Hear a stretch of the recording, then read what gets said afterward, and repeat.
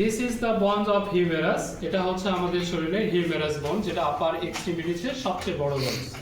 আচ্ছা, তো হিউমেরাসের anatomical position যদি সাইড ডিটারমিনেশন করতে যায়, সর্বপ্রথম যে বিষয়টা মাথায় রাখতে হবে সেটা হচ্ছে head is directed medially upward and backward. দ্বিতীয় নম্বর আমরা পয়েন্টটা বলবো, বাইসিপিটাল গ্রুপ আর intertubercular sulcus is lies anteriorly. এরপরে 3 নম্বর আমরা পয়েন্ট করব, সেটা হচ্ছে olecranon fossa, olecranon fossa is lies posteriorly. তাহলে 3টা পয়েন্ট দিয়ে আমরা বুঝতে পারি this is the bone of left side. এটা হচ্ছে লেফট সাইডের একটা হিউমেরাস বন।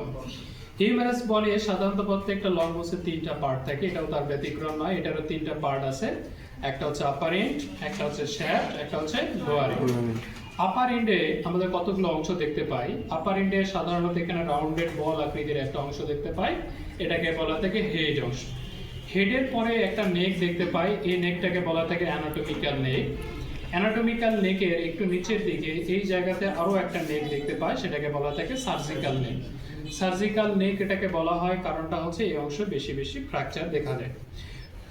আমাদের সার্জিক্যাল নেকের কিছুটা উপরের দিকে আরো একটা নেক পাওয়া যায়, সেটাকে বলা হয় মরফোলজিক্যাল নেক। মরফোলজিক্যাল নেক পার করে উপরের দিকে আমাদের 2টা টিউবারকল পাই। বড় যে টিউবারকলটা আছে এটাকে বলা হয় গ্রেটার টিউবারকল, ছোট যে টিউবারকলটা আছে এটাকে বলা হয় লেজার টিউবারকল। 2 টিউবারকলের মাঝখানে একটা গ্রুপ পাওয়া যায় বা সালকাস পাওয়া যায়, এই গ্রুপটাকে বলা হয় বাইসিপিটাল গ্রুপ, অথবা অন্য নাম হচ্ছে এটার ইন্টারটিউবারকুলার সালকাস। এটার নাম বলা হয় বাইসিপিটাল গ্রুপ অথবা ইন্টারটিউবারকুলার সালকাস।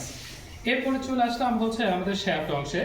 শ্যাফটে সাধারণত 3টা বর্ডার দেখা যায়, 3টা সারফেস দেখা যায় এবং একটা টিউবারসিটি দেখা যায়। তো সামনের দিকে একটা বর্ডার দেখা যায়, সেটাকে বলা হয় অ্যান্টেরিয়র বর্ডার। সামনের দিকে একটা বর্ডার দেখা যায়, এটাকে বলা হয় অ্যান্টেরিয়র বর্ডার। যে পাশে হেড আছে সেটা হচ্ছে মিডিয়াল পার্ট। মিডিয়াল পার্টের দিকে আরো একটা বর্ডার দেখতে পাই, সেটা হচ্ছে মিডিয়াল বর্ডার। ল্যাটারাল সাইডে আরো একটা বর্ডার দেখতে পাই, সেটাকে বলা হয় থাকে ল্যাটারাল বর্ডার। তাহলে বর্ডার পাই টোটাল 3টা, একটা হচ্ছে অ্যান্টেরিয়র বর্ডার, একটা হচ্ছে মিডিয়াল বর্ডার, একটা হচ্ছে ল্যাটারাল বর্ডার। সারফেস পাই আমরা 3টা, সামনের দিকে একটা সারফেস পাই, সেটাকে বলে অ্যান্টেরিয়র সারফেস।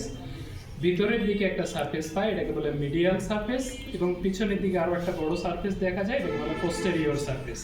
তাহলে সারফেস পাই আমরা টোটাল 3টা, একটা হচ্ছে অ্যান্টেরিয়র সারফেস, একটা হচ্ছে মিডিয়াল সারফেস এবং একটা হচ্ছে আমাদের পোস্টেরিয়র সারফেস।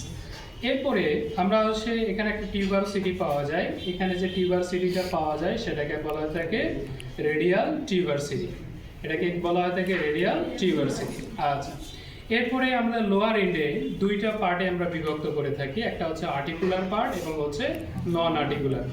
আর্টিকুলার পার্ট শুধুমাত্র এই অংশটাকে বলা থাকে আর্টিকুলার পার্ট, বাদ বাকি অংশগুলোকে বলা হয় নন আর্টিকুলার পার্ট। আর্টিকুলার পার্টে 2টা অংশ দেখা যায়, এখান থেকে এই পর্যন্ত যে অংশটা দেখতে পাই সেটাকে বলা হয় ট্রক্লিয়া, এবং এখানে একটা মার্বেল আকৃতির যে উঁচু অংশ দেখা যায় সেটাকে বলা হয় ক্যাপিচুলা। তাহলে আর্টিকুলার পার্ট সাধারণত 2টা অংশ নিয়ে গঠিত হয়, একটা হচ্ছে ট্রক্লিয়া আর একটা হচ্ছে ক্যাপিচুলা।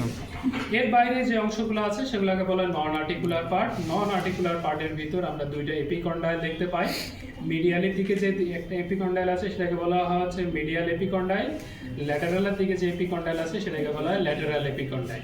2টা এপিকন্ডাইলের উপরে 2টা আমরা সুপ্রাকন্ডাইলার রিজ দেখতে পাই, যেটা মিডিয়ালি যে সুপ্রাকন্ডাইলার রিজ আছে সেটাকে বলা হয় মিডিয়াল সুপ্রাকন্ডাইলার রিজ।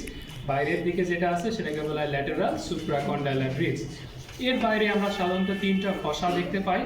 সর্ববৃহৎ যে বড় পিছনের দিকে একটা ফসা থাকে এটাকে বলা হয় অলিক্রেনন ফসা। সামনের দিকে 2টা ফসা দেখতে পাই, যেটা থাকে মিডিয়ালি যে ফসাটা থাকে সেটাকে বলা হয় থাকে করোনয়েড ফসা। বাইরের দিকে যে ফসাটা পাই সেটাকে বলা থাকে রেডিয়াল ফসা। That's it.